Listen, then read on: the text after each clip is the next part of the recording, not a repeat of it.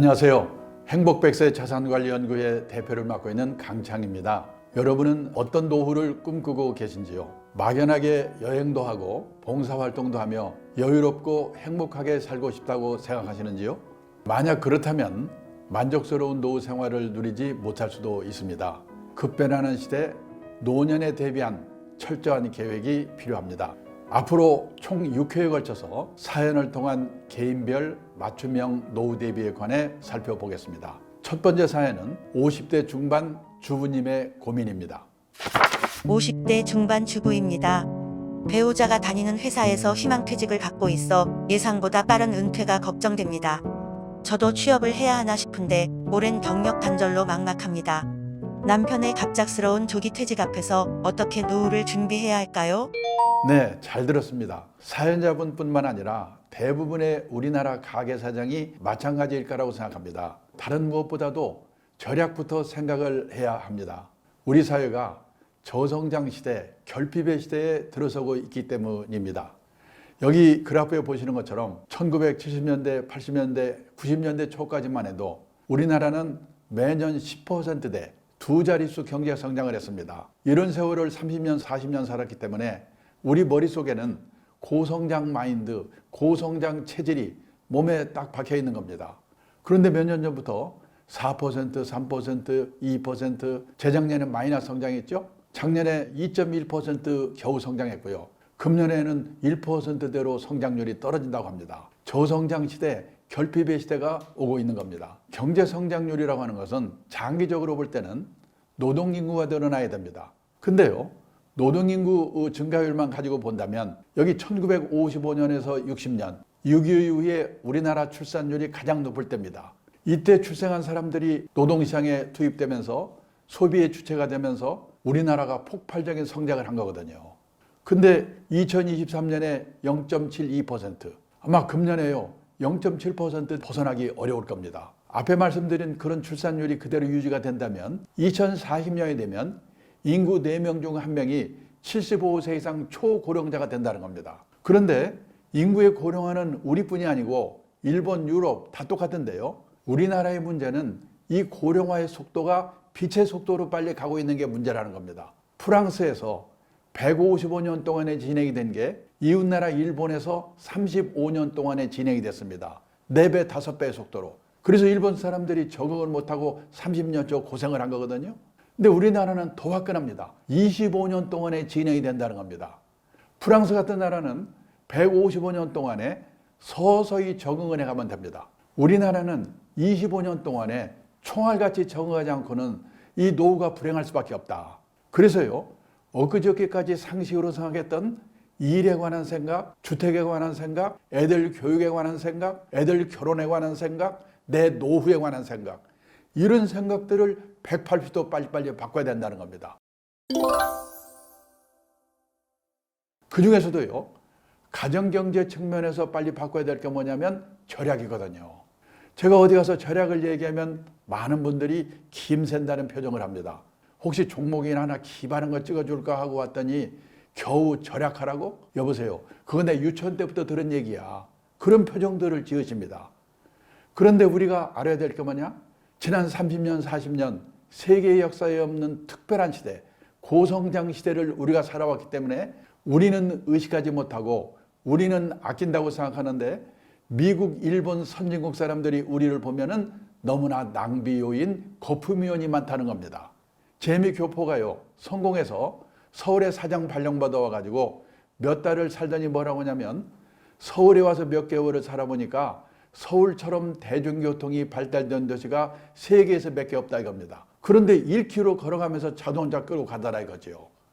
그 사람들 눈에는 참 이상한 겁니다. 필요 없는 자동차, 교육비, 결혼비용, 경조사, 앞으로 착심하고 이거 아끼지 않고는 노후 준비가 안 되게 돼 있거든요. 고도성장 시대에는 이 있어야 할 것의 기준이 높아도 괜찮았습니다. 성취해야 할 기회가 많았으니까요. 하지만 성취의 기회가 적고 평준화하는 저성장 시대에는 있어야 할 것의 기준이 높을수록 좌절하고 불행해질 확률이 높아집니다. 그래서 요즘 생각이 있는 부모들은 다른 것보다도 자기 애들에게 결핍에 적응하는 방식을 가르치고 있다는 겁니다. 제가 얼마 전에 어느 모임에 갔더니 유명한 교수님이 제 옆에 있는데요. 외동딸이랍니다. 그해 봄에 대학을 졸업했는데 그때까지 취업을 못했답니다. 유명한 교수가 어디 한 번만 부탁하면 안 될 것도 없는데 안 한답니다. 네 힘으로 들어가라. 자기 딸이 용돈이 궁한 것 같은데 자기 돈 있거든요. 주고 싶은 마음이 꿀떡 같은데 참고 참는답니다. 결핍에 적응하는 방식을 가르치기 위해서 한 달에 10만 원 쓴 사람이 9만 원을 쓰게 되면 10% 절약한 겁니다. 고성장 고금 시대에는 그까이 그 주식 사서 부동산 사서 10% 수익 내면 되는 거지. 다 그런 생각을 했거든요. 그런데 이게 저성장 저금리 시대는 막말로 여창수 맘대로 안 되는 거거든요. 근데 절약은 하기에 따라서는 자기 의지대로 될 수가 있다는 겁니다. 우리가요, 경제적으로 자립을 해야지 부모님한테 남한테 폐를 안 끼칩니다. 자립이라고 하게 되면 돈 버는 능력, 재테크 이런 것만 생각하거든요. 아닙니다. 진정한 경제적 자립이란 주어진 경제적 상황에 자기 자신을 맞춰놓는 능력을 기르는 것이다. 절약입니다. 지금 퇴직은 빨라졌는데 대부분이 가정에서 이 노생활비가 모자랍니다. 통계청 자료를 보니까 우리나라 50대 가구의 가구당 평균 총자산이 6억 1,400만 원이라고 합니다. 근데 빚이 있습니다. 부채 차입금 평균 1억 300만 원 빼면요 5억 1,100만 원. 이게 순자산 자기자본입니다. 언뜻 생각하면 50대 후반에 재산이 5억 1,100만 원 있으면 그럭저럭 먹고 살 수준가 아닌가 이렇게 생각하시겠죠? 근데 문제는요.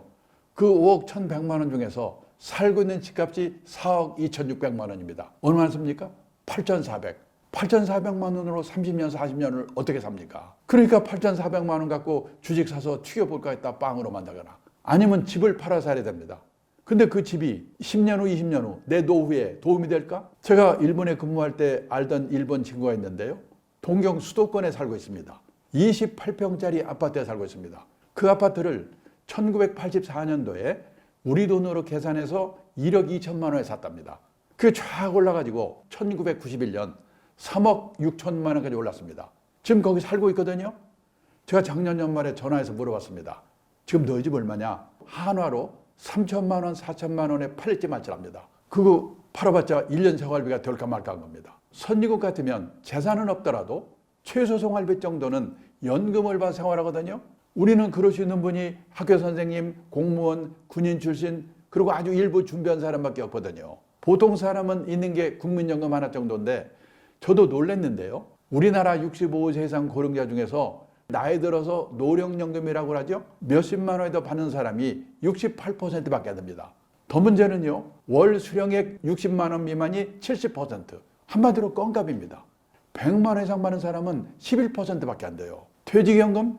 재작년에 적립된 퇴직연금 금액을 가입자 수로 나눠보니까 2인당 평균 4,800만 원. 개인연금? 가입자도 많지 않지만 계좌 수로 나눠보니까 1,800만 원. 두 개 다 같이 받아봤자 1년, 2년 지나면 다 없어집니다. 결국 남는 게 뭡니까? 달랑집 한 채. 근데 그 집이 내 노후에 도움이 될까? 지금요, 일본 동경 수도권에 가면 신도시, 우리말하면 분당, 일산. 1980년대까지만 해도 흥청흥청하던 신도시인데요. 저녁에 가보면 불안 도는 아파트가 많습니다. 비어 있어가지고. 2018년에요. 일본의 빈집이 849만 채라고 합니다. 그게 재작년 9월 달에는요. 900만 채로 늘었습니다. 10년 후에는 일본 집 3채 중에 한 채가 빈집이 될 거래요. 우리나라에 빈집 없는지 아십니까? 재작년에 우리나라도 빈집이 152만 채가 있다고 합니다. 시골에 농가주택 비어 있는 거? 아닙니다. 대도시 한복판에도 빈집이 생겨요. 도청이 있던 자리가 도청이 딴 데로 옮겨버리면 빈집이 생깁니다. 지난번에 광주를 가보니까 외곽에 신도시가 생깁니다. 인구는 주는데. 그러면 구도심에 있던 젊은 애들이 글로 이사를 가고 구도심에는 노인분들만 남아있다가 돌아가시면 비는 겁니다. 그래서 152만 채가 지금 비어 있습니다. 노후에 도움이 될지 알 수가 없습니다. 그런데 신문에 텔레비에서는 노후가 편하려면 10억이냐 7억이냐? 저는 신문기자 만날 때마다 제발 좀 그런 거 좀 쓰지 마라. 우리나라 대부분이 그렇게 안 되는데 그런 기사를 보면 도움이 됩니까? 폭통 터지고 초조하죠. 그래서 지금 온갖 사기 사건이 횡행합니다. 책방에 가보면 재테크 광풍입니다. 2배를 튀기는 법, 3배를 튀기는 법. 아니 책 한 권 읽고 2배를 튀길 수 있으면 그 인생이 얼마나 간단하겠습니까? 그런 방법 없죠. 노후 빈곤에 빠지는 5가지 리스크가 있습니다. 첫째가 뭐냐면 은퇴 창업해가지고 준비 없이 했다가 실패하는 리스크, 금융사기 당하는 리스크, 중대질병 걸려서 돈 퍼붓는 건강 리스크, 성인 자녀 리스크, 그리고 다섯 번째가 황혼년 리스크입니다. 황혼년 하게 되면 기본적으로 재산을 반으로 나누게 하거든요. 잘못하면 파산하게 되는 겁니다. 그런데 문제는 우리나라에 지금 황혼년이 엄청나게 늘고 있다는 겁니다.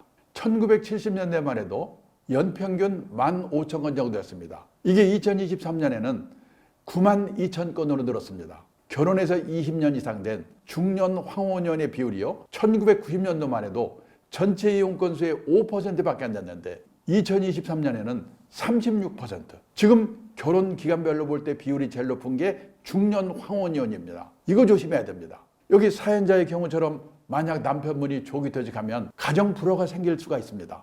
잘못하면 황혼년으로 발전할 수도 있기 때문에 이거를 조심해야 된다는 겁니다. 그리고 또 하나는요, 먹고 사는 문제에 대해서는 해결이 된다고 하더라도 제가 70대 후반의 나이가 되어 보니까 갈 데가 없는 거, 역할이 없는 거, 이게 너무나 공허한 겁니다. 그래서 이런 문제에 대해서도 대비를 미리 해야 된다는 겁니다. 황혼년 문제, 내 역할이 없는 공허함에 대한 대비를 위해서라도 부부가 퇴직하고 나서도 일을 하는 게 당연한 시대가 왔다는 생각을 하셔야 된다는 겁니다. 공무원 연금공단에서 퇴직 수기를 공모를 했는데 우연히 심사위원을 하게 됐습니다. 심사하면서 깜짝 놀랐습니다. 공무원들은 60까지 보장되지, 연금도 300만 이상 다 받는 데지 아무 걱정 없는 줄 알았습니다. 아닙니다.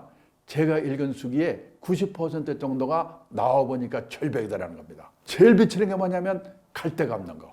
한 분 사례만 소개하면요, 통계직 공무원에서 지방사무소 소장까지 한 분입니다. 이분은요, 고급 공무원이죠. 퇴직도 했고 연금도 있으니까 한번 신나게 놀아봤답니다. 웬걸 3개월 놀았더니 미치겠더랍니다. 아침에 일어나면 마누라 눈치가 보이는데 저놈 인간은 오늘 또 안 나가나? 놀래가지고요, 동네 도서관에 갔더니 신문 한 장 보려고 쟁탈전이 벌어지는 거예요.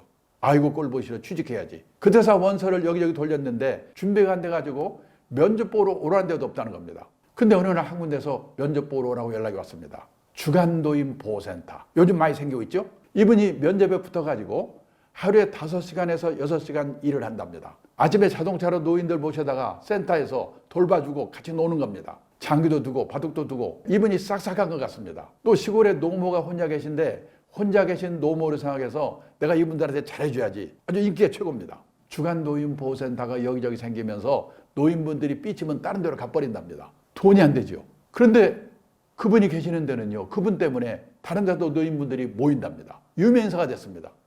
그래서 한 달에 월급 얼마 받는가? 월급을 70만 원 받고 집에서 내던 건강보험료 30만 원을 회사가 내준대요. 100만 원 벌어다 주고 집에 없으니까 그 수기에 마지막에 뭐라고 써있냐? 그렇게 무섭던 마누라가 천사로 바뀌었다. 어떤 분은요, 제가 택시를 타고 가는데 이 얘기를 들어보니까 외국 회사의 서울 사장을 한 분이랍니다. 이분이 사장할 때는 기사 딸린 고급 승용차에 부인은 사모님 들어뒀고 폼 잡고 다녔대요. 근데 이분이 대단한 게요, 사장을 끝내자마자 목표로 세웠습니다. 나는 3년 이내에 개인 택시 받을 자격을 갖자. 그러려면 영업용 택시를 3년 무사고 운전해야 된대요. 그때 그분이 1년 8개월 됐다고 하더라고요. 이런 분이 들고 있어요. 제 옛날에 직장 동료 한 분은요, 여자분인데 70이 넘었습니다. 요즘은요, 가족이 아프면은 요양보호자 자격을 따서 이 간병을 하게 되면은 돈을 받죠. 어머니가 아프셔서 간병을 했답니다. 돌아가셨대요. 누가 오더니 자격증 있고 성실하니까 다른 분을 좀 도와줄 수 없겠느냐. 90 가까운 할머니를 도와주고 있는데요, 너무나 보람있고 돈도 받고 좋다고요. 옛날 직장 동료 후배들에게 일일이 전화해가지고 당신도 자격증 따라고 권유하고 있는 겁니다. 그게 돌고 돌아 제 귀에까지 들어왔으니까요. 이런 사람들이 지금 우리 사회에도 늘고 있는 겁니다. 어떤 분은 재벌그룹에서 임원하시다가 갑자기 나오셨답니다. 뭘 하지? 택배 분류하는 데를 가봤대요. 그 무지하게 힘든 일이랍니다. 만약에 돈 때문에였다면 못했을 거랍니다. 근데 그때 그분이 과체중이었대요. 몸무게 뺄 요량으로 일을 시작했답니다. 몇 개월 만에 몸무게가 빠졌습니다. 그 사이 일이 손에 익었습니다. 지금도 한답니다. 돈도 생기고 취미도 맞고 남보기도 폼나고 이런 분은 쉽지가 않죠. 그래서요, 학교 다닐 때는 선생님 말씀 잘 들어야 되고 회사 다닐 때는 회사의 방침을 잘 따라야 되는데 후반 인생은 남의 눈을 의식하지 않고 우리가 남의 눈에서 벗어나야 이 일이 가능합니다. 남의 눈을 의식하지 않고 내가 가고자 하는 방향이 옳은 방향이라는 소신이 필요하다. 그래서 후반 인생은 자기 만족을 추구하는 시기다. 이런 생각으로 뭔가 퇴직 후에도 소일거리를 갖는 거, 이게 저는 진정한 노후 대비가 아닐까 이렇게 생각합니다. 흔히요, 노후의 3대 불안으로 돈, 건강, 외로움 세 가지를 꼽습니다. 이 3대 불안에 대응하는 최선의 방법은 돈이 되는 일이든 취미 활동이든 사회 공헌 활동이든 뭔가 소일거리가 있어야 된다. 평생 현역으로 살아야 된다. 이런 말씀을 드리고 싶습니다. 그러면 다음 시간에도 평생 현역으로 살아갈 수 있는 유익한 내용을 갖고 찾아뵙도록 하겠습니다. 감사합니다.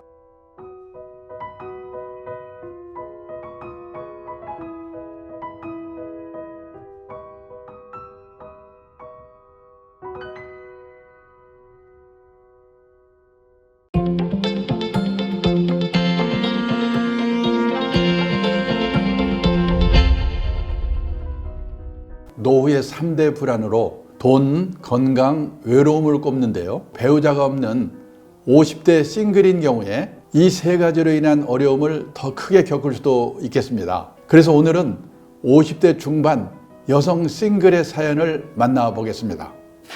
50대 비혼주의자입니다. 고학력자이지만 프리랜서이다 보니 수입이 들쑥날쑥합니다. 젊은 시절엔 인생을 즐기는 싱글이라 생각했는데 나이 드니 외로움이 크네요. 더욱이 어머니를 부양해야 하는 상황이라 책임감도 느끼고 있는데 프리랜서라 국민연금 외 준비한 게 없는 상황입니다. 어떻게 해야 할지 고견 구합니다. 프리랜서로서 자유로운 삶을 사셨지만은 앞으로는 노후를 위한 최소 생활비 마련은 꼭 필요하다, 이런 생각을 하셔야 될 것입니다. 노후에 혼자 살게 되는 이유는 세 가지가 있습니다. 첫째가 사별입니다. 둘째가 결혼 안 하고 나이 드는 평생 미혼. 그다음에 세 번째는 황혼 이혼입니다. 사별을 먼저 보겠습니다. 우리나라 50세 이상 남성 중 부인이 먼저 떠나고 혼자 된 분이 45만 2천 명이랍니다. 그런데 50세 이상 여성 중에 남편이 먼저 떠나고 혼자 된 분이 269만 명, 무려 6배입니다. 70세 이상 혼자 사는 노인의 78%가 여성이거든요. 그래서요, 혼자 사는 노후는 여성의 문제라고 할 수도 있겠습니다. 그런데요, 생애미혼 또는 평생미혼이라고 하죠. 50살까지 결혼 한 번도 안 하는 사람을 생애미혼, 평생미혼이라고 합니다. 1980년도만 해도 생애미혼, 평생미혼율이 남자가 0.4%, 여자가 0.3%였습니다.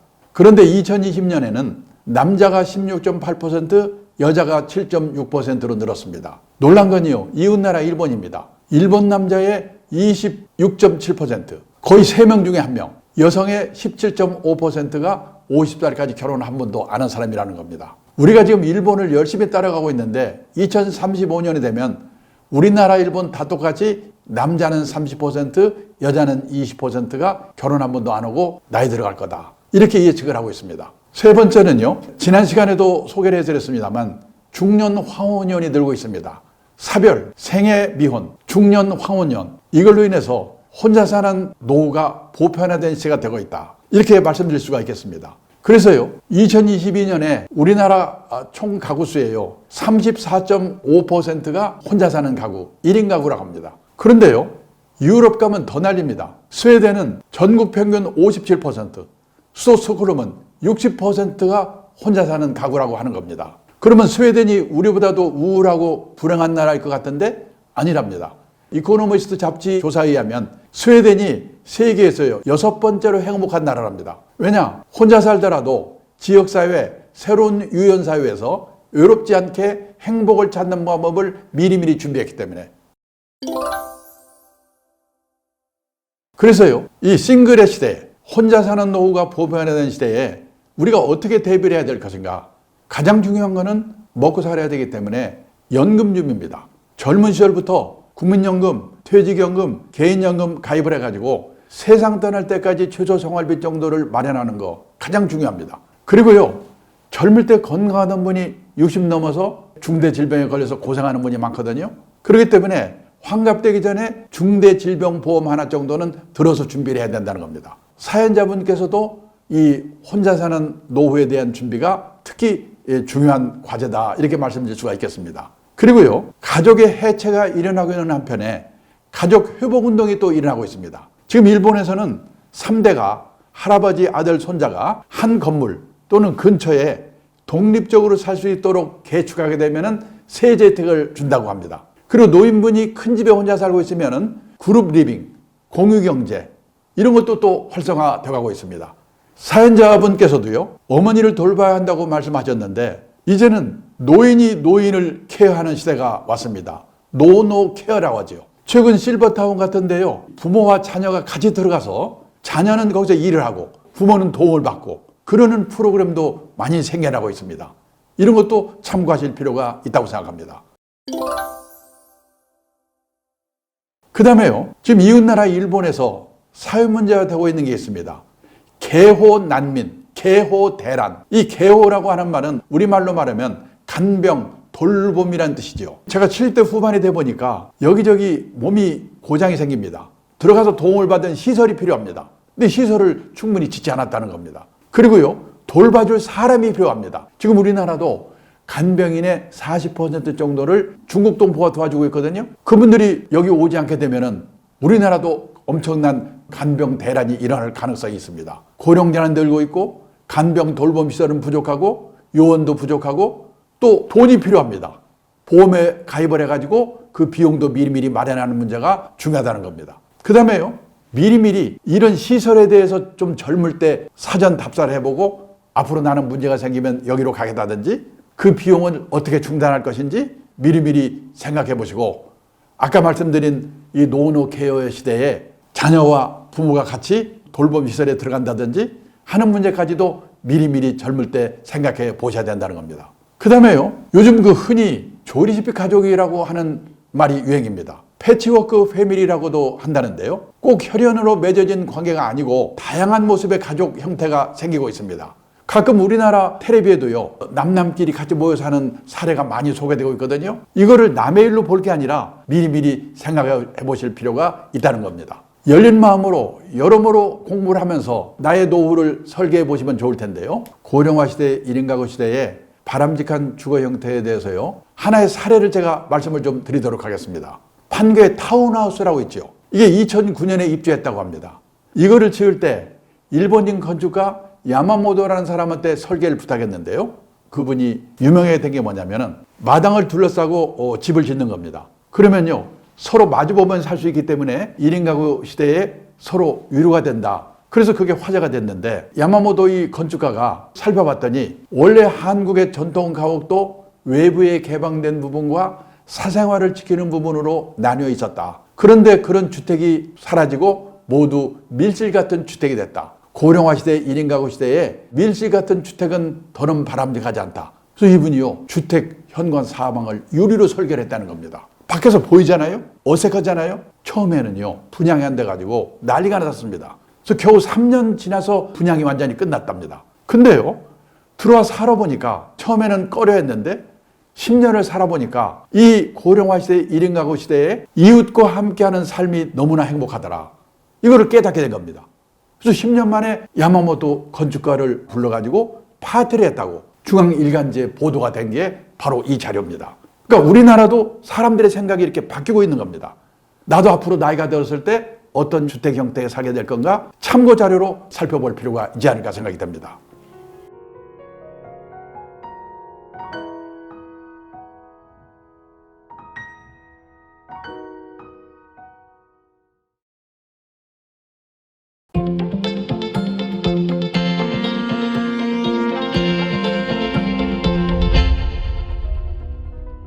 오늘의 사연자 바로 만나보겠습니다. 이혼한 50대 싱글 남성입니다. 언제까지 일을 할 수 있을지 막막한데 자산은 대출 없이 서울 외곽 20평대 아파트 한 채가 전부입니다. 실거주 중인데 집을 팔아더 작은 집으로 옮기고 노후를 위한 돈을 마련하는 게 나을지 고민됩니다. 이분의 경우에는 가계자산 중 대부분이 부동산에 편중된 사례인데요. 사연자분뿐만 아니라 한국의 경우 많은 가정의 자산이 부동산에 편중되어 있습니다. 재작년에 한국은행에서 주요국의 물가, 구매력 평가 환율을 기준으로 가구당 순자산을 계산을 발표했는데 우리나라는 62만 달러, 뭐 한 8억쯤 되나요? 근데 놀란 게 일본이 52만 달러입니다. 일본이 우리보다 일찍 선진국이 됐고 몇십 년 앞서서 자본 축적을 시작한다는데 우리가 일본보다 부자랍니다. 믿어지십니까? 일본의 가정은 가족 수가 많아서 그런 게 아니야? 1인당 가계 순자산으로 계산해 봤습니다. 우리나라는요 26만 달러, 일본은 22만 달러. 어느 쪽으로 봐도 우리나라가 일본보다 부자랍니다. 저도 믿어지지 않는데 한국은행 발표니까 거짓말이 아니겠죠. 근데 문제는요, 가계자산을 분해를 해봤더니 우리나라는 71%가 부동산입니다. 젊은 분까지 포함된 통계니까 노인분들만 보면요, 우리나라는 80, 90%가 부동산이거든요. 그러니까 우리나라 노인분들은 그저 집 한 채 갖고 있는 게 노후 대비로 되어 있습니다. 그런데요, 미국은 부동산의 비율이 32%, 일본은 37%, 우리와 반대입니다. 그러니까 우리나라는 한마디로 말하면 재산 이퀄 부동산인데 부동산 가격이 비싸니까 부자처럼 보이는 겁니다. 계속 부동산이 오르면 상관없겠죠. 나라는 미쳐버리겠지만은. 근데 혹시라도 앞으로 인구가 줄고 경제가 어려워지면서 이웃나라 일본과 같은 주택가격 장기 하락 현상이 혹시 10년 후, 20년 후 내 노후에 나타나면 나는 어떻게 되지? 걱정이 되는 거예요. 우리나라 부동산이 얼마나 비싼지 일본과 비교를 해보겠습니다. 우리나라 남한 땅 넓이가 얼마인지 아십니까? 10만 평방킬로미터입니다. 일본 땅 넓이가 얼마인지 아십니까? 38만 평방킬로미터. 그러니까 우리 남한 땅 넓이는 일본 땅 넓이의 약 4분의 1입니다. 그런데요, 재작년 가격으로 우리 남한 땅을 다 팔았다고 가정하면 일본 땅을 다 판 돈에 약 4분의 3이랍니다. 땅 넓이는 4분의 1인데 땅값은 4분의 3이다. 이 말은요, 평균적으로 일본 땅값에 우리나라 땅값이 3배 비싸다는 얘기입니다. 1980년대 일본이 부동산 버블로 난리 났을 때입니다. 제가 일본 동경에서 근무를 했거든요. 그때 제가 들은 얘기입니다. 그때요, 일본 땅을 다 팔면 우리 남한 땅 다 판 돈에 15배라고 그랬습니다. 그러니까 한마디로 말하면 1980년대는 우리 남한 땅의 땅값은 일본 땅값의 15분의 1이었는데 지금은 4분의 3이다. 4분의 3은 똑같은 거거든요. 거의 비슷한 수준까지 왔다는 거예요. 그 말은 지난 30년 동안 일본 집값 땅값은 왕창 떨어졌는데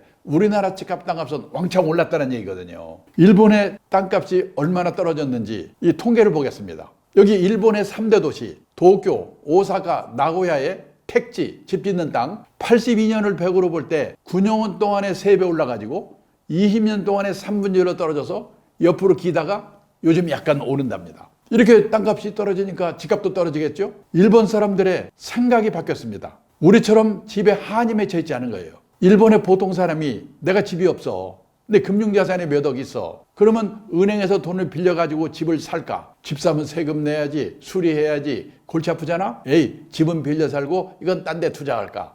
냉정하게 생각해 보거든요. 근데 지금 우리나라는 어떻습니까? 내 돈이 하나도 없더라도 은행에서 빌려준다면, 아버지가 빌려준다면 영끌, 눈 감고 빌려서 집 사지요. 그런데요, 1980년대 제가 일본이 버블 경기일 때 일본에서 근무할 때 보니까 그때 일본은 우리보다 더 난리였습니다. 그때 일본에서 어떤 일이 있었냐? 일본이요, 수출이 잘 되니까 미국, 유럽 선진국에서 일본한테 압력을 넣어가지고 일본의 엔화값을 2배로 올려버렸어요. 수출이 잘 안 되잖아요? 그러니까 일본 정부가 금리를 절반으로 떨어뜨렸습니다. 돈을 왕창 풀었습니다. 우리 코로나 때요, 금리 1%로 떨어져 돈 왕창 풀려. 그게 부동산 난리쳤죠? 일본도 마찬가지로 우리보다 더 했어요. 그때 일본의 기업은 땅 산다고 난리고 개인들은 집 못 사면 큰일 난다고 난리고 난리가 났었습니다. 기본적으로 우리나라나 일본처럼 농경 문화를 가진 나라, 정착해 사는 나라 사람들은 유목민국가 해양국가처럼 이동을 전제하고 사는 나라 사람과 달리 내 집, 내 땅에 대한 집착이 엄청나게 강하거든요. 신분의 상징이고. 일본도 그랬어요. 근데 집값 땅값은 떨어져. 애들은 줄고 노인만 남어. 경제는 어려워져. 그래서 일본 사람들이 집 없으면 어때? 빌려 사면 되는 거지. 이렇게 바뀌더라고요. 그 다음에요, 일본도 우리나라도 베이비붐 세대가 왕창 태어나가지고 집을 사면서 집값을 올렸어요. 근데 일본은 베이비붐 세대 내 집 마련이 끝났어요. 우리 아직 안 끝났어요. 끝나면 어떻게 될 건가? 그리고요, 인구 대비로 볼 때 애를 많이 낳는 베이비붐의 기간, 출산율, 이게 인구 대비로 우리가 일본의 거의 2배쯤 되거든요. 끝나면 쇼크가 더 클 거예요. 그다음에 세 번째, 도시화. 시골에 살던 사람들이 도시로 이주를 하면서 집을 사니까 집값을 올렸어요. 근데 일본은 도시화 과정이 끝나가지고 도시에서 지방으로의 역류 현상이 나타나고 있답니다. 우리나라의 도시화율이 몇 %인지 아십니까? 도시화율이라고 하는 것은 전체 인구 중에서 도시에 사는 사람 인구 비율이거든요. 세계에서요, 싱가포르, 홍콩 같은 도시국가를 제외하면 우리나라 도시화율이 세계에서 1등, 2등이래요. 91%. 시골에 제 친구가 있는데요. 얼마 전에 전화했는데 그 동네 막내가 75세랍니다. 나올 사람 없어요, 이제. 도시화도 끝났어요. 선진국 사람들은요, 사는 집 말고 집이나 가게를 여분으로 갖고 있다가 세를 놓습니다. 그 사람이 세를 안 내? 못 내보내요. 선진국은 세입자의 권리가 너무 세기 때문에 소송해야 돼요. 골치 아파요. 지금 우리도 세입자가 너무 속삭인다고 집 때려부시고 있다고 그런 사람 가끔 보거든요. 우리도 점점점 그렇게 가고 있는 거예요. 그래서 선진국에서는 실물로 부동산에 투자하는 게 너무나 골치가 아프니까 리츠, 부동산 펀드 같은 간접 투자를 하는 거예요. 안 하는 게 아니고. 근데 리츠나 부동산 펀드는 펀드이기 때문에 간접 투자이기 때문에 금융자산 안에 포함이 돼 있어요. 그래서 미국, 일본의 금융자산 비중이 60%, 70%인 이유가 여기에 있다는 겁니다. 근데 제가 여기까지 말씀드리면 많은 분들이 얼굴 표정에 나타납니다. 저 친구는 증권회사에서 온 모양이지 주식사라고 꼬시려고 그러는구나. 그러니까 부동산 안 된다고 해놓고 보나마나 막판에 가면 주식사라고 할 거야. 다 그런 표정을 짓습니다. 아닙니다. 함부로 저는 오릅니다, 떨어집니다, 이런 얘기를 할 자신이 없고 할 생각도 없습니다. 다만요, 10년 후, 20년 후 나는 노후에 누구와 어디에서 어떻게 살 건가? 이거는 지금부터 미리미리 생각해 보셔야 돼요. 특히 사연자분 같은 경우는 혼자 사는 분이기 때문에 혼자 사는 노후에 어디에 살 건가 이 문제에 대해서 한 번 더 다시 생각해 봐야 돼요. 몇 년 전에요, 서울시에서 65세 이상 된 부부들에게 물어봤습니다. 두 분 중에 한 분이 돌아가시고 혼자 되시면 다시 자녀들하고 같이 살겠습니까? 같이 살겠다는 대답은요, 20%밖에 안 돼요. 50%는 자식들하고 멀지 않은 데서 혼자 살겠다. 30%는 실버타운 같은 노인 전용시로 가겠다. 그러니까 80% 정도가 자식들이 안 살아주는 게 아니고 본인들이 불편해서 혼자 살겠다는 거예요. 애들하고 살다가 애들 다 나가 둘만 남어. 그 중에 한 사람이 아파. 그걸 부부 간병기라고 그래요. 한 사람 떠나. 혼자 남어. 그 사람도 아파. 떠나. 한 30년, 40년 사이에 그런 일이 생기거든요. 그 과정별로 나는 어디서 누구와 어떻게 살 건가. 그거를 미리미리 생각해보고 대비를 하셔야 돼요. 우리나라는요, 100살 이상 된 김영수 교수님 같은 분을 100세인 이렇게 부르죠. 우리나라의 100세인이 몇 분이나 계실까요? 작년 통계를 보니까 8,000명 정도 계신데요. 작년에 일본은 92,000명이었거든요. 금년에 일본이 10만 명 된대요. 그 100세인은 어디 살고 계실까요? 옛날에 100세인은 시골에 경치 좋고 공기 좋은 진안, 장수 이런 데 사셨거든요. 지금 100세인의 절반은 요양병원에 계시거든요. 안 갈 것 같죠? 저는 각오하고 미리미리 보고 있습니다. 근데 우리나라 어머니들은 반대예요. 오히려 딸이 시집갈 때쯤 되면 큰 집으로 이사 가려고 그래요. 그러면 사돈의 폼도 나고 옛날에는 재테크가 됐죠. 근데 요즘 큰 집이 골치 아프죠? 우리나라 가구 수가요, 인구가 5,170만 명, 가구 수가 2,200만 가구인데요. 1980년도만 해도 혼자만 사는 가구, 둘만 사는 가구를 합친 비율이 전체 가구 수의 15%밖에 안 됐어요. 그때는 가족 수가 많았거든요. 근데 2022년에는 65%로 늘었습니다. 일본도 오래전에 60%가 넘었어요. 우리나라도 일본도 대부분의 집이 혼자 아니면 둘이 사는 세상에 오고 있는데 아직도 서울에서는 재개발했다면 몇 평 늘어나지? 조심하셔야 돼요. 그 다음에 요즘은요, 지방에도 고층 아파트가 많이 생기는데 젊을 때는 상관없어요. 나이 들어서는 고층 아파트도 조심하셔야 돼요. 우리나라 사람들은 유난히도 돈 많은 사람은 하늘로 가고 돈 없으면 땅 밑으로 가는데 너무 하늘 좋아할 게 아니에요. 몇 년 전 얘기인데 일본에서 난리가 났습니다. 오하라 레이코라고요, 국민 탤런트가 죽었는데요, 사흘 만에 발견됐어요. 고독사. 일본이 벌컥 뒤집혔어요. 어느 도의 뉴타운 단지 하나를 조사해 봤더니 과거 3년 동안에 고독사한 사람이 25명. 그 사람들이 죽어서 발견될 때까지 시간이 얼마나 걸렸냐? 평균 21.3일이 걸렸다는 거예요. 왜 이런 일이 생기는가? 사람이 들락날락하는 데서 살지 않기 때문에 그래요. 자식들로도 안 살죠. 혼자만 살죠. 그러면 이웃집만한 복지시설이 없거든요. 근데 30층, 40층에서 혼자 아니면 둘이만 살고 있어 보세요. 누가 찾아옵니까? 얼마 전에는요, 빅데이터를 통해서 본 일본 부동산 시장의 전망, 그런 자료를 읽었는데 거기 이런 말이 나와요. 일본의 노후화된 아파트들이 재건축을 못해가지고 슬럼화돼 가고 있다는 거예요. 아파트를 뭐라고 부르냐면 구분 소유 주택이라고 부르는데, 구분 소유 주택을 재건축하려면 주민의 80%가 찬성해야 된대요. 우리도 그런 게 있습니다. 근데 노인들이 귀찮아. 또 재건축에 성공하려면 두 가지 조건이 충족돼야 돼요. 첫째, 위치가 좋아야 돼. 둘째, 저층해야 돼. 고층으로 만들면서 비용을 뽑아야 되니까. 근데 위치가 별볼저렇거나 위치는 좋더라도 이미 고층이 돼 있다. 안 되는 거예요. 그래서요, 아파트가 슬럼화돼 가고 그 근처에 있는 땅값이 떨어진다는 거예요. 전 시간에 소개해 줬습니다만은 일본의 제 친구 도쿄 수도권에서 산다고 그랬죠. 28평짜리 아파트에서 산다는 친구. 그 친구 1억 2천에 산 거가 3억 6천만 원까지 올랐다가 지금 3천만 원, 4천만 원에 팔릴지 말지라고 그랬죠. 제가 그 친구한테 전화해서 물어봤어요. 야, 너희 아파트 30몇 년 된 낡은 아파트니까 안 오르지? 그거 재건축하면 오르지 않을까? 그래서 뭐라고 하는지 아세요? 재건축 죽어도 안 된대요. 330세대가 살고 있는데 다 노인들이야. 재건축할 돈을, 비용을 적립을 해야 되는데 적립이 안 된 거예요. 우리는요, 서울 강남에 돈 받으면서 재건축한 얘기가 신문에 나가지고요, 허가가 안 나서 그렇지, 허가만 나면 재건축은 공짜라고 다 생각하죠? 천만의 말씀입니다. 요즘 강남 사람들한테 물어보니까 적어도 10m건 있어야지 재건축한대요. 나가서 전세 살아야죠. 분담금 내야죠. 옛날 같잖아요. 그래서 제가 그 친구한테 물어봤어요. 그럼 너 그 집 앞으로 어떻게 할 거야? 몰라. 나 살다 죽으면 그만이지. 나라에서 때려 부시든지 말든지. 그러더라고요. 그나마 일본에서요, 재건축에 성공한 아파트가 있긴 있어요. 어떤 아파트? 성공한 아파트의 80%가 지진 나서 무너진대. 근데 지진 나기를 기다릴 수 없는 거 아니야, 이게. 근데 우리가 지금 일본을 걱정할 때가 아닙니다. 일본은요, 아파트의 슬럼화가 문제라고는 해도 일본 전체 주택수의 10층 넘는 아파트의 비율은요 10% 정도밖에 안 돼요. 지방도시 가면 아파트 별로 없어요. 우리나라 전체 주택수 중에 아파트의 비율이 몇 퍼센트인지 아십니까? 재작년에 64%래요. 다 철근 콘크리트 10층 넘는 아파트잖아요. 저는 지방도시 가면서 벌판에 고층 아파트 서 있는 거 보면 10년 후 20년 후 우리 손주들이 저거 때려 부시려고 얼마나 고생을 할까. 그래서요, 요즘 일본에서 유행하는 게 뭐냐, 부흥한 남았거나 사별하고 혼자 되면 우리 사연자처럼 혼자 살게 될 경우 생각해 봐야 됩니다. 어디서 사냐? 시내에서요.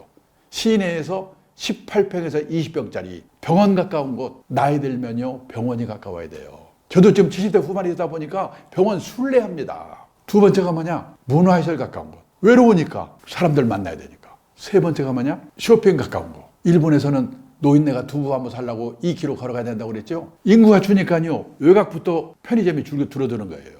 그래서 노인네가 두부 한번 살려고 1km, 2km 걸어가야 돼요. 구매 난민이라고 그래요. 우리는 앞으로 그런 일이 없을까? 앞으로 혼자 사실 때 또는 부부만 살 때 나이 들어서 18평에서 20평짜리 병원 가깝고 문화시설 가깝고 쇼핑 가까운데 왜 그럴까를 생각해 보셔야 돼요. 그다음에 또 하나는요, 장래 집값을 생각해 보셔야 됩니다. 집을 사줄 사람은 젊은 사람이거든요. 근데 지난 20년 동안에 100만 가구가 줄었습니다. 앞으로 20년 동안에는 130만 가구가 또 준대요. 집을 늘려갈 때는 언제냐? 애들 생기면서 40, 50대거든요. 지난 20년 동안에는 260만 가구가 늘었는데 앞으로 20년 동안에는 190만 가구가 줄어든대요.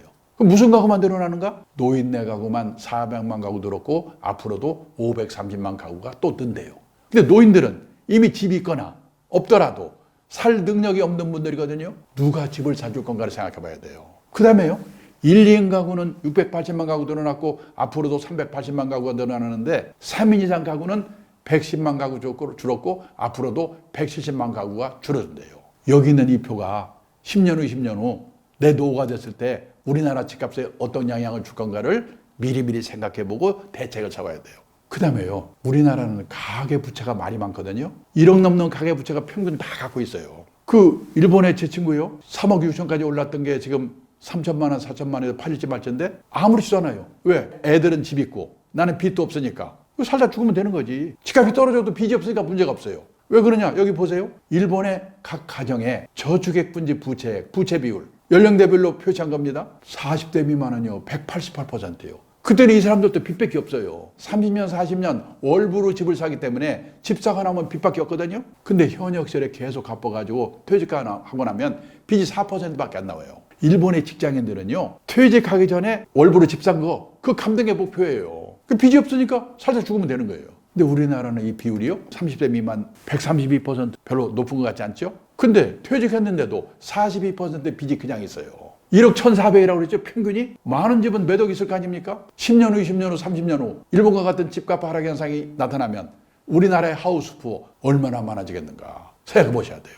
그러면 결론이 뭐야? 집을 사라는 거야? 팔라는 거야? 사고 팔고에 대해서는 함부로 제가 말씀드릴 수 없고 그건 알아서 하시는데, 다만 사든지 팔든지 본인이 결정을 하시더라도 원칙만은 지켜셔야 된다. 그래야지 주택빈곤, 하우스푸어는 안 된다.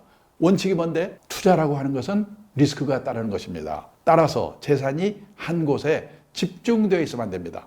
갖고 계신 재산이 100% 부동산에 몰빵되어 있으시다면 그 부동산이 오를 때 오를 망정 우선 10% 20%라도 금융자산을 가지세요. 그리고 나이가 들어가면서 금융자산의 비중을 높여가셔야 됩니다. 환갑 나이쯤 되면 선진국 수준까지는 안 가더라도 부동산과 금융자산이 반반 정도는 돼야 된다. 그래야지 오르든 떨어지든 주택빈곤, 하우스폰은 안 된다. 그리고 옛날처럼 과도한 부채를 안고 집 사는 거는 정말로 앞으로 조심해야 된다. 그럼 어떤 분이 이렇게 질문하십니다. 나는 갖고 있는 게 5억짜리 아파트 딱 한 채밖에 없는데 어떻게 비중을 절반으로 낮춥니까? 그런 분은요, 5억짜리를 70세부터 주택연금 가입해가지고 받으면요, 120만 원씩 세상 뜰 때까지 받을 수 있어요. 그리고 떠나면서 물려줄 거니까 부동산의 비중을 낮춘 효과도 있는 거예요. 주택연금을 활용하는 방법도 해결 방법이 하나다. 이 말씀 드리면서 오늘은 50대 싱글 남성의 사연을 중심으로 현재 재무 상황을 파악하고 진단을 해봤습니다. 다음 시간에도 행복한 노후 대책 이야기로 찾아뵙도록 하겠습니다. 감사합니다.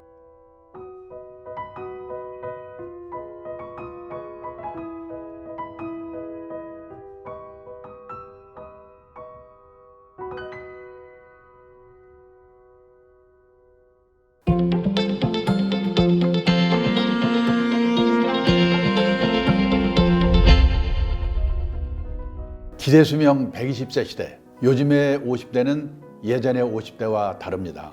여전히 활기왕성하게 일하고 싶어 하지만은 회사에서 조기 퇴직을 강요받거나 일자리를 잃고 새로운 직장을 구하기가 쉽지 않은 경우도 많습니다. 오늘은 노후 준비가 부족한 50대 가족의 사연을 만나보겠습니다. 4인 가족을 둔 50대 가장으로 세후 약 400만 원을 벌고 있습니다. 아직 아파트 대출이 남아있고 자녀들은 대학생, 고등학생이라 앞으로도 나갈 돈이 많이 남아있습니다. 아내가 아르바이트로 생활에 보탬이 되고는 있지만 노후 준비는 어떻게 해야 할지 막막합니다. 아마 50대를 살아가는 많은 가정의 고민이 아닌가 싶습니다. 50대의 중요한 은퇴 준비 항목 중 하나는 자녀 리스크 관리입니다. 사연자께서는 퇴직 후 어떤 일을 할 것인가에 대한 고민과 더불어 두 자녀와 관련한 지출을 줄이는 일을 최우선으로 하셔야 하지 않을까 생각이 됩니다. 먼저 우리나라 50대 가구의 보유 자산을 평균치로 보면은 총 자산은 6억 원 정도입니다. 하지만 여기서 가계 부채와 부동산을 빼면 어떻게 될까요? 쓸 수 있는 돈은 8,400만 원 정도밖에 되질 않습니다. 이 돈으로 어떻게 30년, 40년을 살겠습니까? 자칫 잘못하면 노후 빈곤층으로 전락할 우려가 있습니다. 우선 50대 초에 주던 직장에서 퇴직을 하게 되면은 재취업을 한다고 해도 소득은 먼저 있던 직장의 절반 정도로 줄어듭니다. 재취업해서 연봉 2천만 원을 받는 게 너무나 어렵거든요. 그런데 자녀 교육비, 결혼 비용은 증가 추세에 있고 또 노부모 요양비, 의료비도 지출해야 됩니다. 그래서 잘못하면 60대 이후에 중산층에서 탈락할 수 있습니다. 그리고 노후를 힘들게 하는 자녀 리스크 중 하나는 과도한 교육비 지출입니다. 재작년에 미국 CNN 방송에서 주요국의 자녀들 0세에서 18세까지 자녀 양육비로 들어가는 돈의 합계를 GDP 합계로 나눠봤더니 그 비율이 1등인 나라가 한국, 2등이 중국, 3등이 이태리입니다. 그러니까 우리가 세계에서 소득 대비로 자식들에게 돈을 가장 많이 퍼붓는 나라다는 뜻입니다. 그런데 작년 6월 말 현재로 그렇게 돈을 썼는데도 우리나라 2030 세대 중에서 그냥 쉬는 애들, 저는 그냥 쉬는 게 뭔가 했더니 일도 없고 찾아볼 생각도 안 하는 친구들입니다. 이게 68만 명이고 성인 전체로는 313만 명이 캥거루라고 합니다. 그런데 캥거루가 이 말을 들으면 열받는답니다. 왜냐? 캥거루는 지 새끼를 딱 1년 보호하고 쫓아버린답니다. 사람은 끝이 없지 않습니까? 일본에서는 캥거루를 패러사이트 싱글이라고 부르는데 이 패러사이트라고 하는 말은 참 어려운 단어입니다. 봉준호 감독 때문에 유명해졌는데요. 기생충이라는 뜻입니다. 기생충적 독신이라는 거죠. 몇 년 전에 일본이 불황일 때 결혼 안 하고 부모한테 얹혀 사는 기생충적 독신이 295만 명이라고 하는 자료를 봤습니다. 일본의 노인들이 쓴 글을 읽어보면 내 연금으로 살고 있는 내 새끼들 나 죽고 나면 어떡할 건가, 그런 글들이 많습니다. 그러니까 몇억 원의 돈이 있어봤자 이 자녀 리스크에 걸려버리면 아무 의미가 없다는 얘기입니다. 세상이 급변하고 있습니다. 무조건 좋은 대학을 가는 게 능사일까요? 현실은 전쟁터입니다. 고성장 시대에는 신기 채용이 많았습니다. 그래서 돈 들여서 과외 공부해서 좋은 대학 들어가서 취직하면 됐거든요. 근데 저성장 시대에는요, 신규 채용이 많지 않습니다. 요즘 아마 느끼실 겁니다. 저도 놀랐는데요. 전체 채용 건수 중에서 정기 공채 신규 채용이요, 5년 사이에 50%였던 비율이 23%로 줄어들었습니다. 신규 채용을 안 하기 때문에 취직하기가 힘들거든요. 그러면요, 이런 저성장 시대에는 어떻게 해야 되는가? 중소기업 같은 데 취직을 해가지고 거기서 몇 번 이직을 하면서 좋은 회사로 옮겨가야 되는 겁니다. 그럼 옮겨갈 때 거기서 나를 뭘 못 뽑는가? 학벌? 스펙? 아닙니다. 이 친구가 우리가 시키려고 하는 일을 잘하는가 못하는가? 전문성을 보는 거죠. 그리고 평판, 한마디로 인간성이 돼 있는가? 그걸 본다는 겁니다.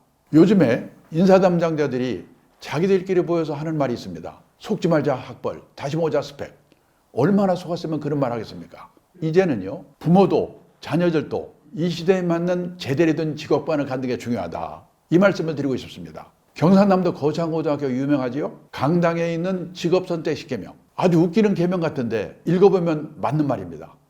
1번, 월급 많이 준 데 가지 마라. 적은 금액이라도 회사를 옮겨서라도 오래오래 다녀야 합니다. 그 다음에 남들이 몰려가는 데는 절대 가지 마라. 대기업 입사 경쟁률 300대 1, 400대 1 그날려 치는데 작년 연말에도 40대 후반에 명퇴하고 난리였거든요. 그리고 마지막에 부모와 마누라와 약혼자가 결사 반대한 데는 무조건 가라. 거기야만 틀림없다. 근데 제가 50년 넘게 직장생활을 해보니까 이 말이 맞습니다. 근데 이게 어떻게 가능하겠는가? 부모 자식이 소신이 있어야죠. 그래서 자녀에게 물려줘야 할 위대한 유산은 첫째, 올바른 금융교육, 둘째, 자립정신입니다. 그런데 우리가 자녀들에게 영어 수학 말고 가르친 게 있는가? 돈 관리를 가르쳤는가? 경제적인 자립에 대해서 가르쳤는가? 제가 얼마 전에 책을 쓰면서 조사해 봤습니다. 미국의 고등학교 교과서에는 돈 관리, 경제적 자립 이런 내용이 40몇 페이지 나옵니다. 우리는 몇 페이지 되지도 않는데 선택을 안 하죠.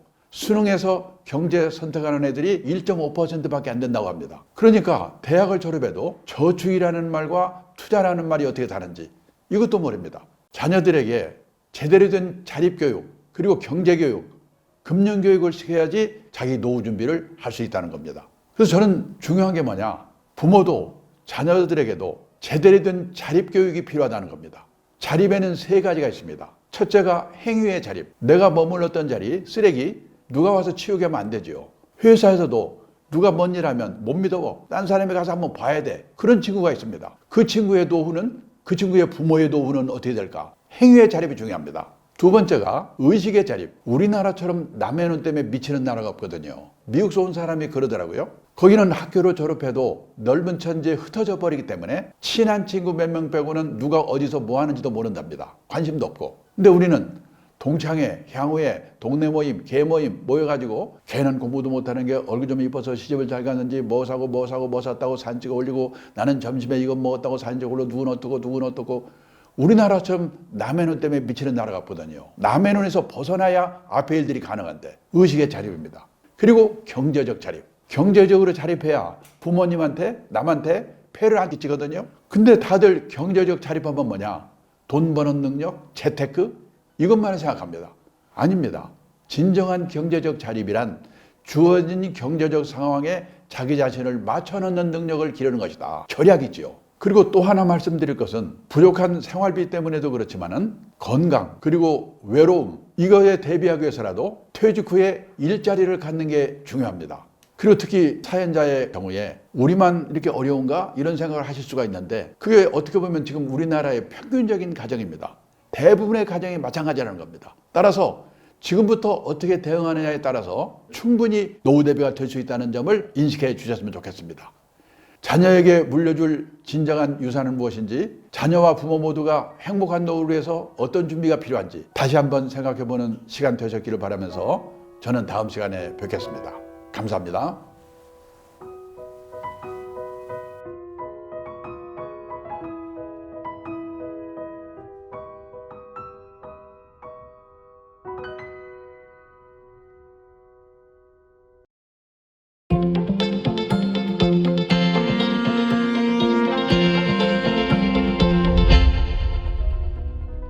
요 몇 년 사이에 미국 주식 투자가 열풍을 이루고 있습니다. 내 노후 자산을 미국 주식에 투자해도 안전자산이 될 수 있을까? 이렇게 고민하시는 분들이 많으신 것 같습니다. 오늘은 이 부분에 대한 이야기를 나눠보도록 하겠습니다. 50대 후반 교사입니다. 남편은 대기업에 다녀 월 수입은 안정적인 편이고 6억 원대 자가 아파트와 월세 60만 원 오피스텔도 보유 중입니다. 그동안 저축만 해왔는데 최근 남편이 수입의 10%를 주식 투자하고 있어요. 이런 재테크 노후 준비에 괜찮을까요? 사연자 가정의 경우에는 퇴직 후 교사인 본인과 대기업에 다니는 남편분의 연금 그리고 오피스텔 월세로 퇴직 후 기본 생활비를 받는 것은 큰 걱정이 없으실 것 같습니다. 다만 주식 투자를 하실 경우에 투자의 원칙을 잘 지키는 노력이 필요하지 않을까 이런 생각을 합니다.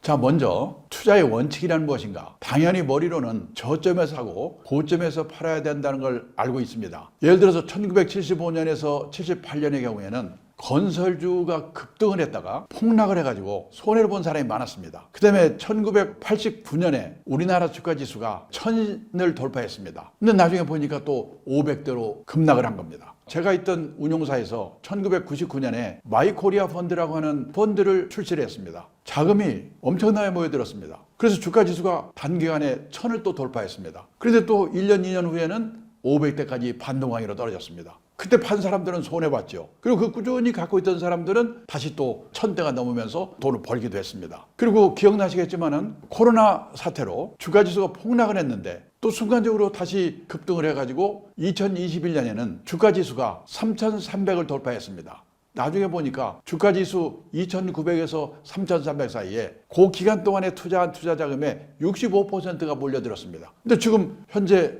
주가지수는 뭐 2600대 있거든요.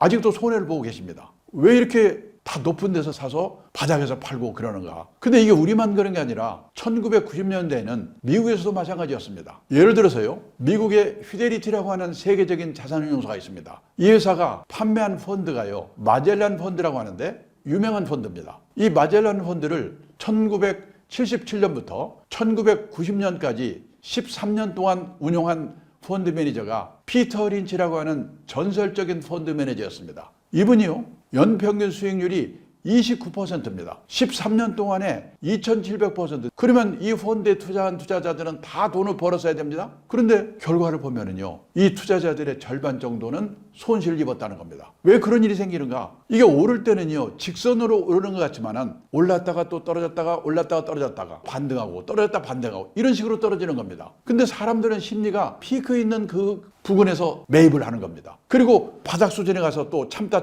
못해서 또 팔게 되는 겁니다. 그래가지고 주가가 장기적으로 올랐는데도 손해본 투자자들이 그렇게 많다는 겁니다. 주변에요, 부동산으로 이익을 좀 봤다는 분들은 많이 있는데 주식에서 돈을 벌었다고 하는 사람은 그렇게 많지 않은 이유, 바로 여기에 있지 않은가 생각이 듭니다. 더군다나 퇴직금은요, 정말 소중한 노후자금입니다. 절대 잃는 투자를 해서는 안 되는 겁니다. 그래서 금융자산 운용을 잘 하려면 저축이라는 게 무슨 뜻인가? 투자라는 게 무슨 뜻인가? 이 금융자산 운용을 원칙을 지켜서 운용하려면 어떻게 해야 되는가? 여기에 대한 올바른 이해가 필요하다는 겁니다. 그러기 위해서는요, 먼저 수많은 금융상품은 저축상품과 투자상품으로 나누어진다. 이걸 먼저 아셔야 됩니다. 대표적인 저축상품으로는 은행에 예금하는 거, 그 다음에 지급액이 확정된 보험에 드는 거, 이거를 저축상품이라고 합니다. 저축상품을 사시면 늘어나는 속도는 느리지만 원금이 깨지는 법이 없습니다. 금융기관이 운용의 결과를 책임져 주기 때문에. 그러니까 귀찮으시면 예금처럼 갖다 맡기면 책임져 주는 상품은 저축상품, 주식이나 펀드처럼 책임 안 져주는 상품은 투자상품. 이거라도 외워둘 필요가 있습니다. 그러면요, 어떤 돈으로 투자를 해야 되느냐? 단기간 내에 쓸 돈은 따로 마련되어 있고, 원금을 깨먹으면 절대 안 되는 돈, 이런 돈은 저축을 해야 됩니다. 투자에 있어서는 뭐냐? 가능성을 믿고 자금을 투하하다. 주식, 채권, 선물, 옵션, 펀드, 보험 중에서도 변액보험, 연금 중에서도 변액연금. 이거는요, 잘하면 돈을 버는데 잘못하면 원금도 깨먹습니다. 손실을 보는 리스크가 있다는 겁니다. 그런데요, 지금 이 강의를 들으시는 분 중에 변액보험, 변액연금을 든 분이 몇 분 계실 겁니다. 앞에 변액이 붙어 있으면 펀드나 마찬가지입니다. 늘어나다 줄었다. 그래서 변액보험, 변액연금을 가입할 때는 꼭 알고 사야 될 게 있습니다.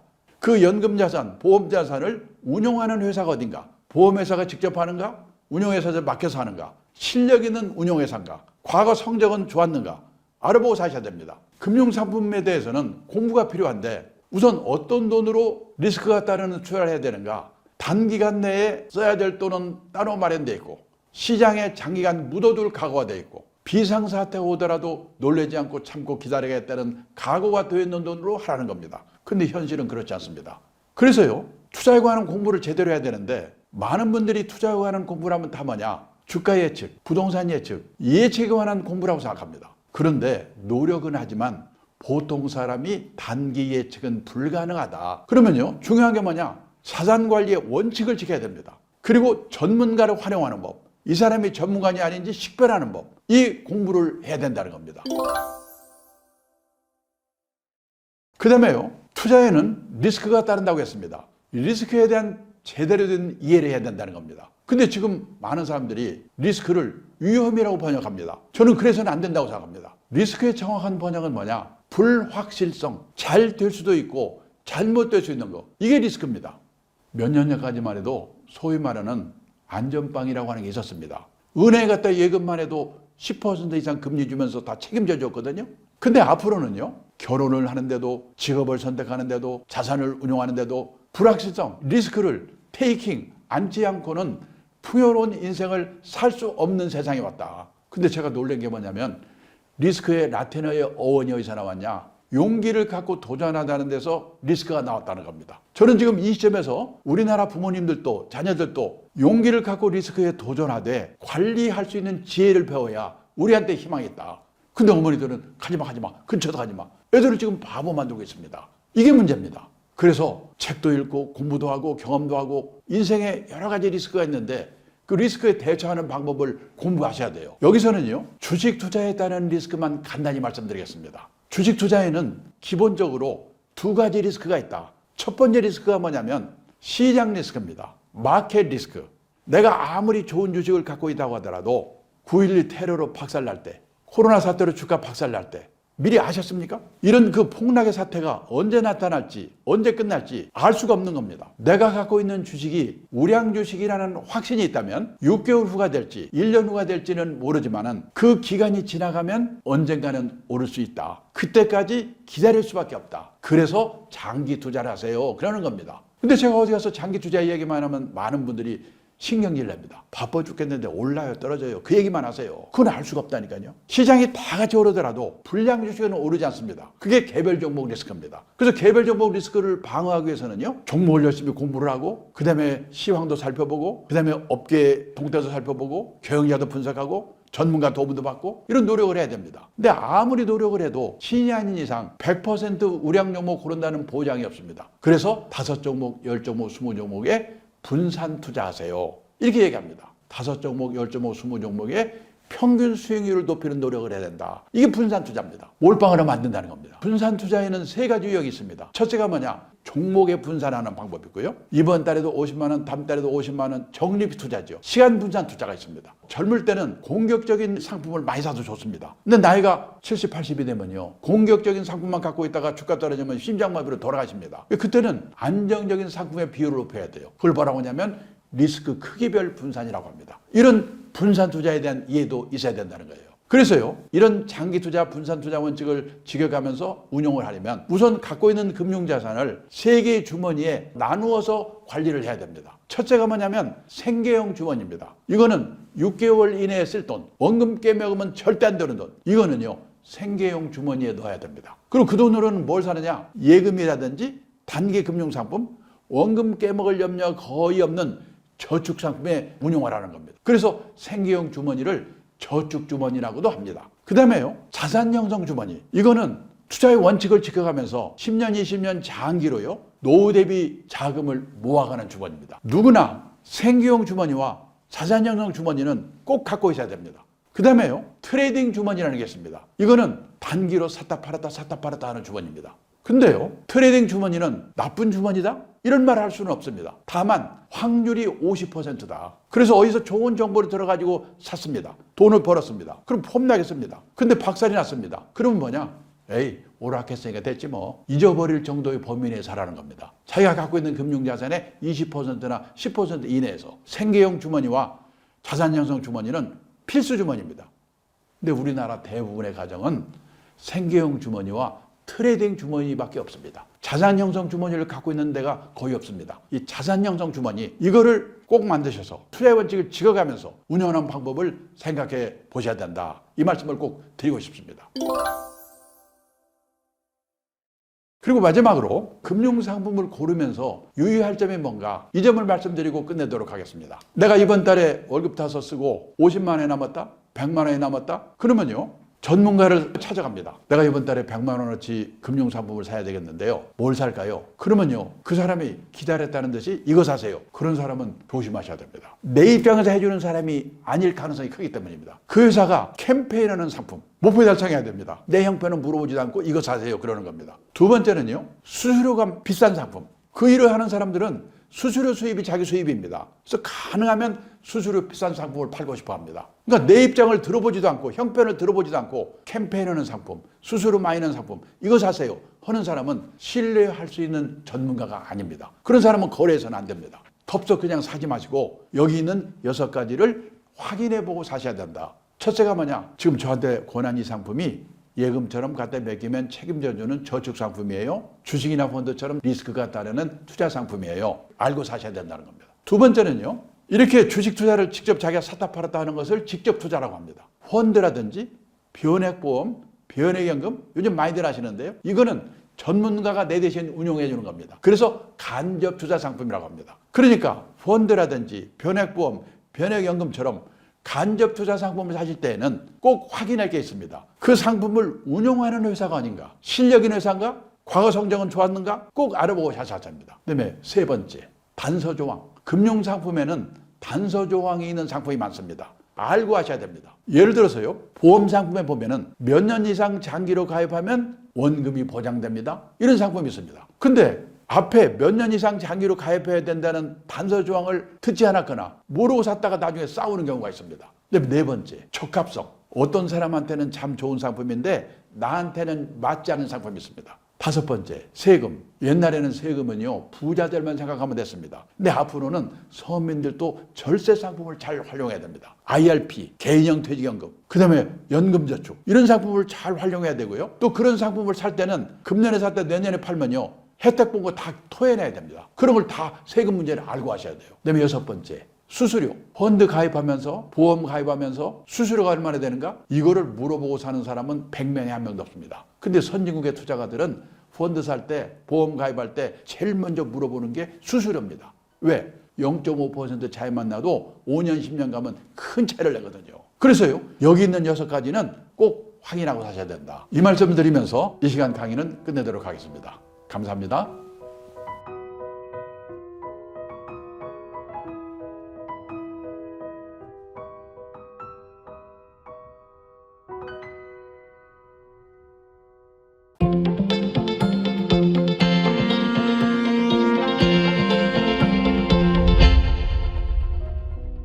우리나라는 지난 연말에 65세 이상 인구가 20%를 넘어서 초고령 사회에 진입했습니다. 뭐 정년 연장이라든지 연금 개혁 등의 논의가 나오고 있지만은 여전히 노후 준비는 막막한 것 같습니다. 이번 시간에는 저성장 초고령화 시대에 맞춘 연령대별 행복한 노후 설계를 정리해 보도록 하겠습니다. 우선요, 우리가 자산관리, 노후에 돈이 필요하니까 자산관리를 잘해야 된다 하는데, 자산에는 부동산을 중심으로 한 실물자산이 있고 주식이나 예금 같은 금융자산이 있습니다. 대부분 이 두 가지가 자산이라고 생각하는데, 저는 더 중요한 게 인적자산, 자기 몸값 높이는 노력이 필요합니다. 우리가 직장인들이 이 일을 하면요, 월급이 나옵니다. 보너스 나옵니다. 퇴직금 나옵니다. 그 직장에서 하는 일은 엄청난 금융자산이라고 생각합니다. 그래서 직장인들은 일에서 성공해야 되거든요. 그래서 인적자산 관리에 대해서도 항상 염두에 두고 준비를 하셔야 되는 겁니다. 그런데요, 이 준비를 하기 위해서는 젊은 시절부터 시작하지 않으면 안 됩니다. 얼마 전에 어느 퇴직 예정자분들 대상으로 강의를 하는 장소에서 들은 얘기인데요. 어떤 분이 끝나니까 뭐라고 하냐면은, 이런 교육을 30세, 40대에 아내와 함께 와서 들었어야 되는데 지금 혼자 와서 들으면 내일 모레 퇴직인데 언제 준비하고, 권하는 마누라가 다 갖고 있는데 내 말 안 듣는 마누라는 누가 설득합니까? 이렇게 얘기를 하는 겁니다. 그렇습니다. 퇴직하고 나면 늦습니다. 젊은 시절부터 그때그때 해야 할 준비를 해야 된다. 제 나이가 되면요, 깨닫습니다. 근데 70대에 깨달아봤자 의미가 없습니다. 준비할 시간이 없으니까. 젊은 시절에 간접적인 경험으로 미리미리 깨닫고 준비하는 게 중요한 건데요. 저는 그런 면에서 참 간접 경험을 일찍 한 게 다행이었구나 그런 생각을 합니다. 제가 1975년에 처음 일본 연수를 갔습니다. 그때 일본의 전체 인구 중에서 8%가 노인 인구였습니다. 지금부터 50년 전입니다. 하루는요, 동경증권거래소 지하에 주식이나 채권을 보관하는 창고가 있는데 그 앞을 견학하는데 머리가 허연 70원 넘어서 갔던 노인들이 100명 정도 앉아가지고 주식을 세고 있어요. 제가 놀래가지고 안내하는 분한테 물어봤습니다. 저분들은 옛날에 뭐 하던 분들입니까? 옛날에는 기업 간부도 했고 공무원 출신도 있고 한자식 한 사람들이죠. 얼마씩 받아요? 시간당 500엔, 우리 돈으로 5,000원 정도 받고 일한대요. 나도 이제 오래 살아야 될 텐데 저런 준비하고 살아야 되겠구나. 저는 그때 그걸 본 것이 제 인생에 얼마나 도움이 되는지 모릅니다. 근데요, 은퇴를 몇 년 앞두고 일본에 은퇴 관련 서적들이 많이 나와 있는 겁니다. 제가 그걸 다 사서 읽어봤습니다. 저는 은퇴는 돈 문제만 해결하면 되는 줄 알았습니다. 아닙니다. 건강, 외로움, 뭐하고 살 건가. 그래서 제가 그때부터 평생 현역을 목표로 삼은 겁니다. 그 다음에요, 2010년 초에는요, 베이비붐 세대의 부부 사이의 갈등 문제가 사회 문제가 되고 있는 거예요. 황혼연이 늘어나고 그런 책들이 많이 나왔어요. 은퇴 남편 길들이기 뭐 이런 식의 책들이 많이 나오고 있는 겁니다. 그래서 그 책을 읽어본 거가 저한테는 얼마나 도움이 됐는가. 이 강의를 들으신 분들도 간접 경험을 하는 계기를 많이 만드시는 게 중요할 것 같다. 그런 생각을 합니다. 그래서요, 이제 노후 준비는 퇴직하고 나서 하는 게 아니고 젊은 시절부터 해야 되는데 그러면 20, 30대에 해야 될 일이 뭐냐? 바로 삼청연금 가입하는 게 노후 준비입니다. 노후 준비 중에서 돈에 관련해서는요, 가장 중요한 게 세상 떠날 때까지 최저 생활비 정도를 연금으로 준비하는 겁니다. 근데 그 연금 준비는 1, 2년으로 되는 게 아니거든요. 20년, 30년, 40년 적은 금액이라도 장기로 가입해야 돼요. 그래서 국민연금, 퇴직연금, 개인연금, 국민연금이 1층, 퇴직연금이 2층, 그 다음에 개인연금이 3층 연금입니다. 그러니까 3층 연금으로 최소 생활비 마련하는 그 준비를 20, 30대에 시작을 해야 된다는 겁니다. 그리고 40대가 되면요, 건강에 신호가 오기 시작합니다. 건강 리스크 관리를 시작해야 돼요. 중대질병보험 하나 좀 들어두고. 그 다음에 또 40대에 중요한 거는 자녀가 초등학교 고학년이 되기 시작합니다. 그러면 자녀 리스크 관리를 잘 시작해야 돼요. 그 두 가지가 40대 할 일이에요. 그리고 50대, 60대가 되면요, 사람마다 다른데 퇴직을 앞둡니다. 그래서 뭐냐? 두 가지를 해야 됩니다. 가계자산의 구조조정과 퇴직 후에 할 일의 준비. 구조조정에는요, 두 가지가 있습니다. 또 첫째, 가계 부채를 갚는 거예요. 부채를 안고 퇴직하면 괴롭거든요. 퇴직 전에 가계 부채를 없애는 노력이 제일 중요합니다. 그다음에 또 하나의 구조조정에 뭐가 있냐면은 우리나라는 자산이 곧 부동산이거든요. 노인 세대들은 80, 90%가 부동산이에요. 그거를 부동산과 금융자산이 반반 정도로 되도록 구조조정을 해야 돼요. 그게 50대, 60대에 해야 될 일이에요. 그리고 아까 말씀드린 것처럼 퇴직 후에 돈이 되는 일이든 사회공헌 활동이든 취미 활동이든 그걸 겸한 활동이든 소일거리를 준비하는 거. 그게 바로 5, 60대에 할 일이에요. 그리고 70대 할 일이 뭐냐? 배우자 중에 한 사람이 먼저 세상을 떠나거나 뭐 이혼 같은 걸로 인해서 혼자 될 가능성이 커져요. 혼자 사는 노후가 기다리고 있거든요. 그때 나는 어떻게 될 건가? 그런 준비가 연령대별로 해야 할 노후 준비인 겁니다. 여기서 또 우리나라 가정의 자산 구조를 한번 살펴보겠습니다. 대부분의 가정이 부동산에 몰빵되어 있는 부동산에 편중된 자산 구조가 되어 있는 게 문제라는 겁니다. 한번 자산 비율을 체크해 보겠습니다. 재작년에요, 한국은행에서 주요국의 물가, 구매력 평가 환율을 기준으로요, 가구당 순자산을 계산해서 발표했습니다. 우리나라는요, 62만 달러, 거의 8억 원 정도 됩니다. 근데 일본이 52만 달러. 놀랍지 않으십니까? 일본이 우리나라보다 몇십 년 앞서서 자본 추적을 시작한 나라고 선진국인데요, 가구당 순자산이 우리가 일본보다 많답니다. 부자랍니다. 믿어지십니까? 혹시 가구 원수가 일본은 많은 거 아니야? 그래서 1인당 가가 순자산을 보았더니 우리나라는 26만 달러, 일본은 22만 달러. 어느 쪽으로 봐도 우리나라가 일본보다 부자라는 겁니다. 한국은행 발표니까 거짓말이 아니겠죠. 근데 문제는요, 가계자산을 분해를 해봤더니 우리나라는 75%가 부동산입니다. 그게 우리나라의 문제예요. 근데 미국은 32%가 부동산, 일본은 37%. 생각할 게 뭐냐? 투자에는 리스크가 따르는 겁니다. 따라서 재산이 한 곳에 집중되어 있으면 안 됩니다. 근데 집중 더 있거든요. 그래서요, 갖고 있는 재산이 100% 부동산에 몰빵되어 있으시다면 우선 10% 20%라도 금융자산을 가져야 된다. 그리고 나이가 들어가면서 금융자산의 비중을 높여가야 된다. 이 말씀을 꼭 드리고 싶습니다. 지금까지 말씀드린 것처럼 실물자산, 금융자산 관리와 더불어서 또 하나 생각해야 될 건 뭐냐면 노후 빈곤에 빠지게 되는 5가지 리스크가 있는데 이거를 잘 생각해 보시고 대비를 하셔야 됩니다. 그 5가지 리스크가 뭐냐? 첫째가요, 은퇴 창업 준비 없이 했다가 실패하는 리스크예요. 지금 자영업하는 분들 문 닫는다고 난리지 않습니까? 준비 없이 해가지고 은퇴 창업 실패하는 리스크입니다. 두 번째, 금융사기꾼이 지금 드글드글합니다. 금융사기 당하는 리스크. 근데 중대질병 걸려서 돈 퍼붓는 건강 리스크. 근데 네 번째, 자식한테 돈 퍼붓는 성인 자녀 리스크. 이거 조심해야 되고요. 마지막으로 하나가 뭐냐면 황혼이혼 리스크예요. 왜? 황혼이혼 하게 되면 기본적으로 재산을 반으로 나누거든요. 잘못하면 파산하는 거예요. 지금 황혼이혼이 엄청나게 늘었어요. 우선요, 이혼 건수가요, 1970년대만 해도 15,000건 정도였는데 2023년에는요 92,000건으로 늘었어요. 근데 옛날에는 신혼이혼의 비율이 높았거든요. 근데 2023년에는 결혼해서 20년 이상 된 소위 말하는 중년 황혼이혼의 비율이요, 1990년도만 해도 전체 이혼 건수의 5%밖에 안 됐었는데 2023년에는 36%. 지금요, 혼인 기간별로 볼 때 비율이 제일 높은 게 중년 황혼이혼이에요. 이거 조심해야 돼요. 아시아에서 우리가 이혼율이 1등입니다. 근데요, 이혼 사유를 들어보면 옛날에는 뭐냐? 돈 문제, 배우자 외에도 여기에 하나 요즘 추가된 게 뭐냐면 퇴직한 가정의 부부 갈등 때문에 이혼한다는 거예요. 그런 것도 생각해 보셔야 돼요. 우리가 인생을 살아가면서 정년을 3번 맞이한다고 그러죠. 첫 번째가 고용정년. 보통 회사 55세? 근데 아직도 몸이 쌩쌩해. 그래서 허드렛 일이라도 자원봉사활동이라도 사회공헌활동이라도 자기가 정해서 하는 일의 정년이 있습니다. 그리고 마지막으로 하나님이 불러가는 정년, 인생 정년이지요.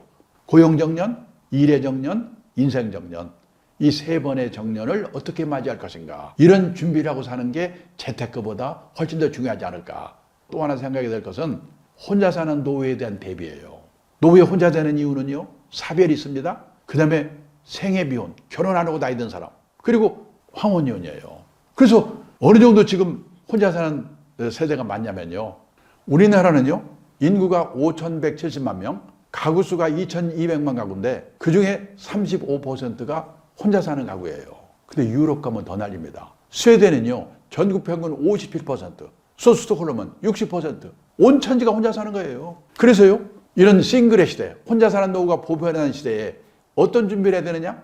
당연히 먹고 살아야 되니까 연금 준비죠. 그 다음에 가족이 아니라도 지역사회, 새로운 유연사회에서 외롭지 않게 행복을 찾는 방법을 미리미리 준비하는 거. 그리고요, 대부분의 가정에서 남편 중심의 노후 준비를 하고 있는데 남편 먼저 떠나고 혼자 남아서 10몇 년 살아야 되는 아내분을 배려한 노후 준비를 해야 돼요. 왜냐면요, 70세 이상 혼자 사는 노인의 78%가 여성이거든요. 어떻게 보면 혼자 사는 노후는 여성의 문제라고 할 수가 있어요. 그리고요, 주거 형태의 합리적인 선택을 해야 돼요. 그리고 가족 회복 운동을 하고 있습니다. 요즘 일본에서는요, 3대 할아버지 아들 손자가 한 건물 또는 근처에 독립적으로 살도록 개축하면 세제 혜택을 준대요. 노인분이 큰 집에 혼자 살고 있으면은 젊은 세대와 그룹 리빙, 공유 경제 이런 것도 활성화되고 있어요. 이런 문제도 한 번쯤 생각할 필요가 있다. 이렇게 싱글이 드러나면서 역설적으로 돌봄이 필요하게 됐거든요. 근데 지금 일본에서 문제가 되고 있는 게 돌봄 난민. 일본은 돌봄 간병을 개호라고 그러거든요. 개호 난민, 개호 대란. 이게 지금 일본의 사회 문제가 돼요. 70대 후반이 되니까 몸이 아프기 시작해요. 들어갈 시설이 없어요. 도와줄 사람이 없어요. 요원이. 지금 우리나라는 간병인의 40%가 중국 동포가 도와주고 있거든요. 그 사람들 앞으로 먹고 살만해서 안 오게 되면 우리나라도 더 난리 날 거예요. 그게 바로 개호 대란, 개호 난민. 우리 말하면 간병 돌봄 난민이라는 거예요. 벌써 지금 그 증서가 나타나고 있어요. 혼자 노후가 됐을 때 나는 어느 시설에서 누구 돌봄을 받고 어떤 돈으로 내가 대처할 건가. 그 준비도 하는 게 중요하다. 결국 우리는 모두 늙습니다. 시간은 똑같이 주어지지만은 노년의 삶이 다 똑같지는 않습니다. 과연 나는 어떤 모습으로 나이 들어갈 것인가 진지하게 생각해 보시고 또 공부도 하시면서 행복한 시니어로 살아가시길 부탁드리면서 여기서 인사를 드리겠습니다. 감사합니다.